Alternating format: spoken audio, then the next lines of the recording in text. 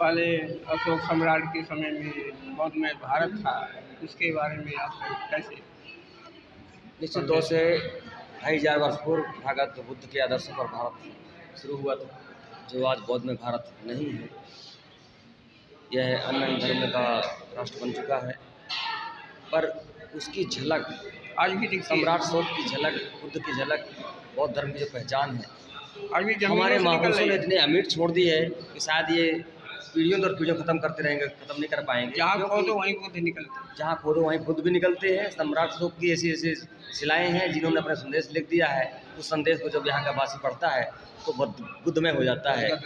और बहुत सारी विरासतें हैं जिन्होंने खंडित करके अपनी बनाने की कोशिश की है, मगर वो खंडित होने के बाद भी वो उनकी नहीं बन पाती है। जब बुद्ध का हमें जगता है वो अपनी ले लेता है, क्योंकि झूठ ही रहता है, सच सच।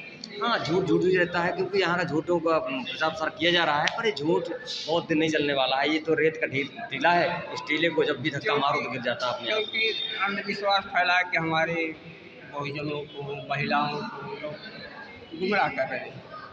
ये क्या है, मनुवादी लोग, उनकी मानसिकता के लोग हैं।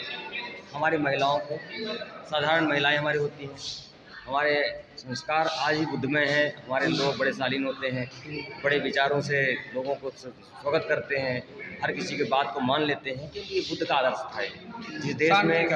जिस देश में ताले नहीं लगते थे, सम्राट अशोक के काल में इस देश में ताले, बुद्ध के समय में ताले नहीं लगते थे। आज बताइए, देश के अंदर कितना बड़ा मिनिस्टर क्यों ना हो, वहाँ पर 25, 50, 100 की सिक्योरिटी के साथ रहता है और कहते हैं बड़े हमारे देश में ताकतवर देवता हुए, बहुत ताकतें हमारे देश के अंदर हैं। ये तो गुमराह करने की एक बात है। कम पढ़े लिखे लोगों के बीच में जाकर गुमराह पैदा करते हैं। और बाबा साहब ने उस शिक्षा की शैली का दूध दे के चले गए। उस दूध को हम लोग पी रहे हैं बखूबी, और बहुजन मूवमेंट को मौजूद करके अपनी धरोहर बचा लेंगे, ये मेरा विश्वास है। महान अशोक सम्राट ने जिस तरह से ये कार्य किया, जिससे कि लोगों को ऐसा काम किए कि ताला लगाने की जरूरत नहीं पड़ी है, ऐसा न्याय दिए कि लोग घर में तो ताला नहीं लगाए। जो आप कह रहे हैं तथागत बुद्ध के ज़माने में ताले लगते थे, निश्चित तौर से वो ताले नहीं लगते थे।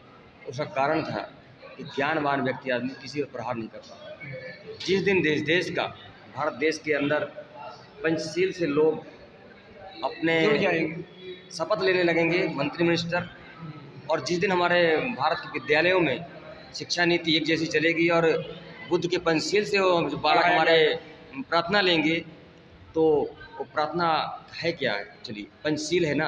हाँ। भगवान बुद्ध के 5 शील हैं। 5 शील जीवन का सबसे बड़ा मुख्य लक्ष्य होता है। उसी में आदमी पूरा जीवन जीता है। उनको पता नहीं होता कि पाणाति पाता विरमणि सिक्खपदम समाधि, मैं प्राणी हिंसा नहीं करूँगा। आदिन्दाना विरमणि सिक्खपदम समाधि, मैं किसी प्रकार के बिना दी हुई चीज़ को ग्रहण नहीं करूँगा। है कामेश मिच्छाचार विरमणि सिक्खपदम समाधि, किसी प्रकार की काम वासनाओं से दूर रहूँगा। है मूसा बाधा विरमणि सिक्खपदम समाधि, किसी प्रकार झूठ नहीं बोलूँगा। और सुरा मेरा मध्यपमाधाना विरमणि सिक्खपदम समादयामि, इस प्रकार की जब हम संकल्प लेंगे, हमारे बालक जो विद्यालयों में प्रार्थना इस प्रकार लेंगे, तो पंचशील ग्रहण करते हुए किसी प्रकार के मादक पदार्थ नहीं ग्रहण करने की कसम ले लेगा, तो जो पढ़ कर जब जाएगा तो वो एक अच्छा विद्यार्थी बहुत में भारत होगा। हमारे लोगों को भी स्कूल कॉलेज खोलने की जरूरत होगी। निश्चित तौर से हम लोग विद्यालयों की आवश्यकता है कि हमारे बहुजन मूवमेंट के महापुरुषों के हिसाब से विद्यालय खोलने की आवश्यकता है, क्योंकि आडम्बरवादियों ने पूरे देश में आडम्बरवाद मचा दिया है। उसको मचा दिया तो है, पर उसको हम लोग समय धीरे धीरे कोशिश करेंगे कि आडम्बरवाद से एक मुक्त शिक्षा हो और हमारा भारत बने। हमारे इतिहासों को पढ़ाया जाए। विद्यालय नहीं है हमारे बहुजन मूवमेंट के हिसाब से, तो बहुजन मूवमेंट महापुरुषों का विचारधारा पढ़ाई नहीं जाती। जब पढ़ाई नहीं जाती तो बहुजन सुखी नहीं है, दुखी है। जब बहुजन महापुरुषों की विचारधारा पढ़ाई जाएगी तो हमारे लोग सभी होंगे। अब बुद्ध का जैसा ज्ञान है तो दुनिया लेती है। इस देश के तो लोग बड़े बड़े मिनिस्टर, प्रधानमंत्री जाते हैं देश दुनिया में, कहते हैं मैं बुद्ध की धरती से आया हूँ। जब बुद्ध के यहाँ आते हैं, अपने धरती में आते हैं, तो और किसी गाना गाने लगते हैं। तो वो मंदिर और मस्जिदों के गाना गाने लगते हैं, वो गाएं, मगर ये ज़रूर सच्ची ईमानदारी से बोलें कि मैं बुद्ध की धरती से आया, तो बुद्ध के धरती की पहचान मेरी ईमानदारी है, बेईमानी नहीं है। तो उस बेईमानी को यहाँ भी बताएं, ईमानदारी को यहाँ भी बताएं कि मैं ईमानदार व्यक्ति देश में हूँ, ईमानदारी खाता हूँ, तो ईमानदार लोग हमारे बने। तो बेईमानी खाना खाते हैं, ईमानदारी बाहर जाकर बताते हैं। तो ये ईमानदारों और बेईमानों की पहचान किस दिन बंद हो जाएगी? ये दिखावा करते हैं बाहर जाके हम बुद्ध के धरती से आए। क्योंकि देखिए, देश और दुनिया में अगर किसी को सम्मान मिला है, बुद्ध और अशोक को मिला है।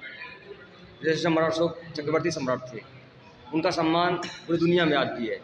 तो अपनी पहचान उन बड़ों से बताते हैं और काम यहाँ घटिया करके अब वो देश के लोगों को गुमराह करके हम लोगों को कमज़ोर करने की कोशिश कर रहे ये हैं। कभी राम का नाम नहीं लेते वहाँ पे। एक्चुअली राम की जहाँ तक बात है तो मैंने तो सुना कि राम के की एक काल्पनिक कहानी है, काल्पनिक बातें हैं तथागत बुद्ध के जो क्योंकि विदेश पढ़ा लिखा है, बहुत वैज्ञानिक है।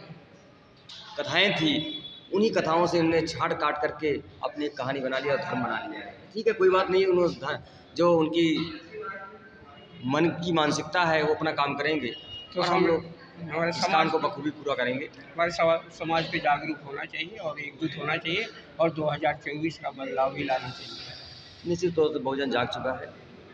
ओबीसी एसटी एससी जैसे देश में स्वतंत्र साल बीत चुके हैं, उनकी आज तक गणना नहीं हुई है। गणना हुई तो उनको गणना के आधार पर उनके हक अधिकार नहीं मिल रहे हैं।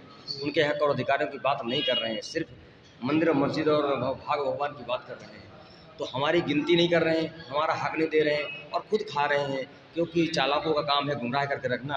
तो आने वाला समय जो होगा 2024 का, तो निश्चित तौर से उनकी बातें वो सबको समझ रहे हैं और बखूबी इनकी जो समझती हुई बात को, और अगला परिणाम जो आएगा तो कुछ अच्छा परिणाम आएगा, क्योंकि वो जगे हुए लोग कहलाएंगे। तो 2024 अच्छा निकल कर आएगा, संविधान बच के रहेगा, ये मेरा मानना है। धन्यवाद। धन्यवाद। आप हम में से आपको बहुत अच्छे सुझाव दिए, धन्यवाद। क्या नाम था आपका? मैं उदय भद्रबौद्ध, उदय भद्रबौद्ध, कहाँ से मध्य आए थे? प्रदेश, मध्य प्रदेश। जौनपुर। चलिए 1 मिनट फोटो लीजिए।